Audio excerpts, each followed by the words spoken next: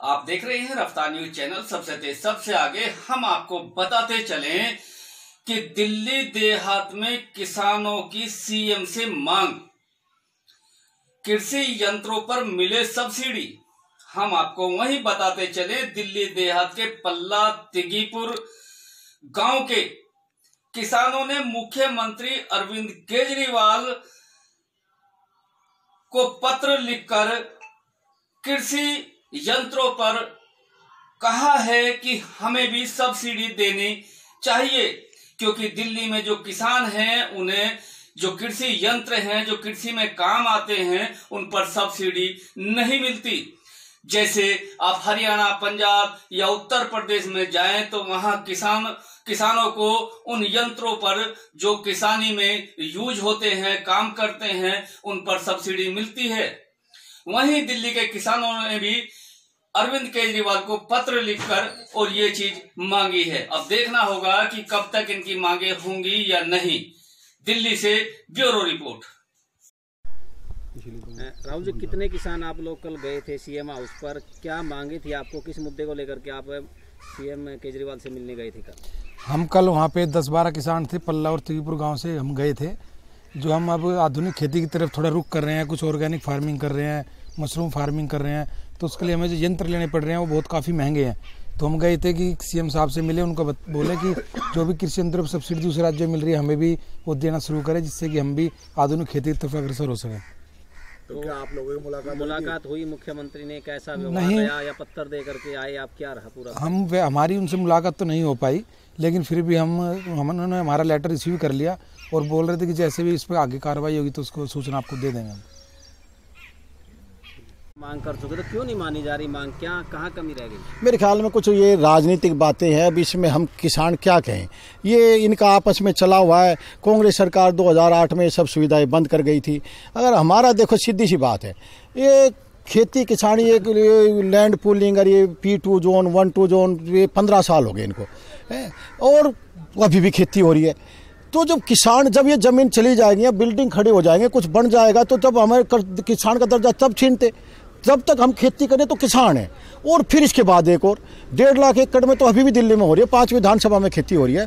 और इसके बाद एक अजीब विडंबना और है, अब हम इतने 5 विधानसभा में हैं और मेरी भी जंगोला में खेती है, पल्ला, जंगोला, हमीदपुर, ताजपुर और वहाँ तक चले जाओ बॉर्डर के सब बाणे के साइड में पीछे, तो ये बॉर्डर के किसान तो लिमिटेड रह जाएंगे। तो फिर इन बेचारों के किसानों का क्या होगा? कौन सुनेगा? जब 1.5 लाख एकड़ के नहीं सुन रहे तो 50 एकड़ के किसानों की कौन सुनेगा? 50,000 एकड़ की। तो इनको किसानों को, इनको तो ग्रीन बेल्ट में डाल दिया है, तो क्यों नहीं मानते? और फिर वही सवाल आता है, देखो ये लोकतंत्र है, जहाँ कोई 5 भी है किसी निवासी हैं, किसान है, तो उनको किसान को सुविधा दो, ये देनी चाहिए। राज्य बड़ा हो या छोटा, उनको ये सुविधा दे। और मांग हमारी यही है भाई, कृषि यंत्र को दोबारा सब्सिडाइज कर दो। एक आत्मा नाम की स्कीम होती थी, उसे शुरू कर दो, और कृषि लोन जो है हमारे सस्ती दर पे हमें दोबारा शुरू कर दो। जी, पूसा में भी मीटिंग थी, एक अच्छा विश्वविद्यालय है, अनुसंधान केंद्र है कृषि का, क्या कोई रिसर्च को लेकर के थी? क्या सलाह ली गई थी आप लोगों से, या आप लोगों की खेती पर कोई रिसर्च हो रहा है?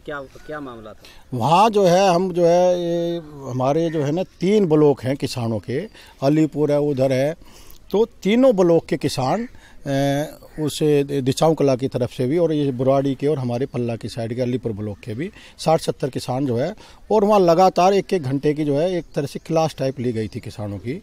तो ये ज्ञान दिया गया था कि जैसे वाटर लेवल नीचे जा रहा है तो इसको वाटर लेवल को वहीं रहे, और जो ड्रिप सिस्टम, आप आराम से समझा दूँ, और ड्रिप सिस्टम से ड्रॉप टाइप से ऐसे जो है ऐसे पानी देना है। एक सब्जेक्ट ये था, पानी का बचाव कैसे करना, फसल कैसी अच्छी हो।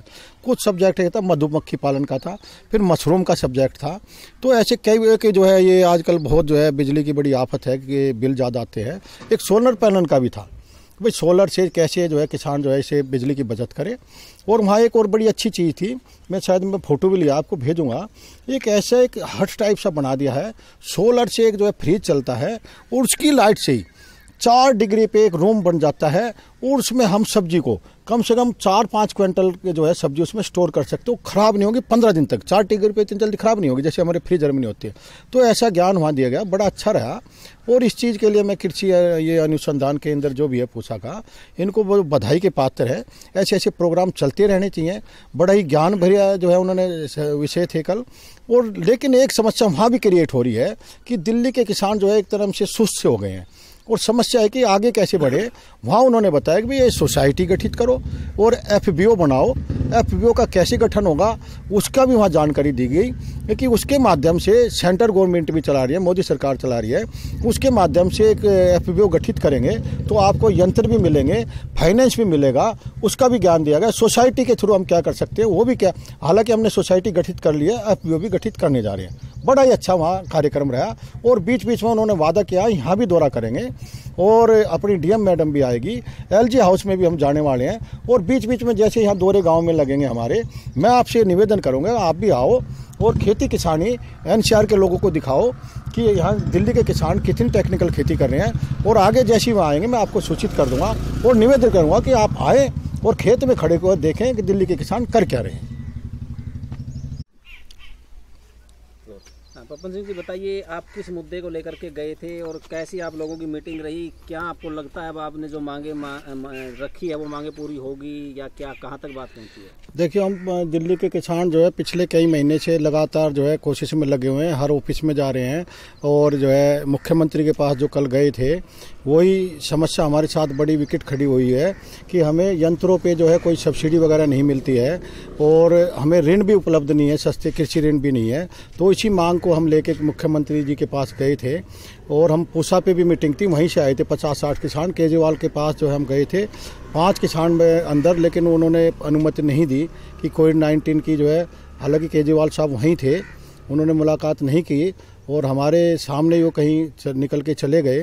और हमारी मांग यही है कि जो हम टेक्निकल खेती की तरफ अग्रसित हो रहे हैं दिल्ली के किसान, नौजवान पढ़े लिखे किसान, कि मशरूम फार्मिंग में इतने यंत्र लगते हैं, जैविक खेती में इतने यंत्र लगते हैं, कम से कम इन पे सब्सिडी दे दे, सस्ते लोन दे दे। मशरूम फार्मिंग में देखो इतनी हार्ड वर्किंग है, कब तक जेड़ी से जो है लॉन्ग मेथड से ये जो है अपने कंपोस्ट बनाएंगे। अगर हमें यंत्र मिल जाएँ और सबसे बड़ा जो है ना 26 जनवरी के बाद तो दिल्ली के किसान जो है बहुत जो है ईर्ष्याद्वेष में जो है जी रहा है कि जो दिल्ली के जो है ये इतने महंगे महंगे ट्रैक्टर पड़ोस के राज्यों से आए थे वो सब सब्सिडाइज है। उन यंत्रों पे उनको सबको सब्सिडी मिलती है, रूटावेटर पे, हैरो पे, ट्रैक्टर पे। और वो दिल्ली में धूम धड़ाका जो उठाया तो दिल्ली का किसान कई बार उनको देख के रोता है। बातें चलती है गाँव में कि काश हम तो इतने भी उपद्रव मचाने वाले किसान नहीं है, शांत किसान है, टेक्निकल खेती करने वाले किसान है। कम से कम हमें कृषि यंत्रों पे तो आधुनिक, देखो यंत्र एक ऐसी चीज़ है कि अगर बॉर्डर पे किसान जवान खड़ा है और वो युद्ध के लिए हमने सेना वहाँ छोड़ दी, अगर उसके कंधे पे आधुनिक हथियार नहीं है और सामने सेना हथियार लेके खड़ी है तो हार जाएगा। ऐसी किसान अगर उस पर उद्योग उस समय निष्फल है जब साधन की लाचारी है। अगर किसान के पास आधुनिक औजार यंत्र नहीं होंगे तो किसानी कैसे पर कर पाएगा। और इतनी दिल्ली में बहुत छोटे छोटे किसान हैं, एक एकड़ के, आधा एकड़ के। तो हमारी उनसे मुख्यमंत्री से ये बार बार लगातार डिमांड रही है कि हमें कृषि यंत्र पूरा भी नहीं तो कुछ सब्सिडाइज करे और सस्ते ऋण उपलब्ध करा दे, मशरूम फार्म बनाए, पॉली हाउस बनाए, AC प्लांट। देखो हरियाणा में मशरूम इतने आगे निकल गए, मशरूम ग्रोवर्स, और हम वहीं कहीं फिसड्डी रह गए हैं। तो ये हमारी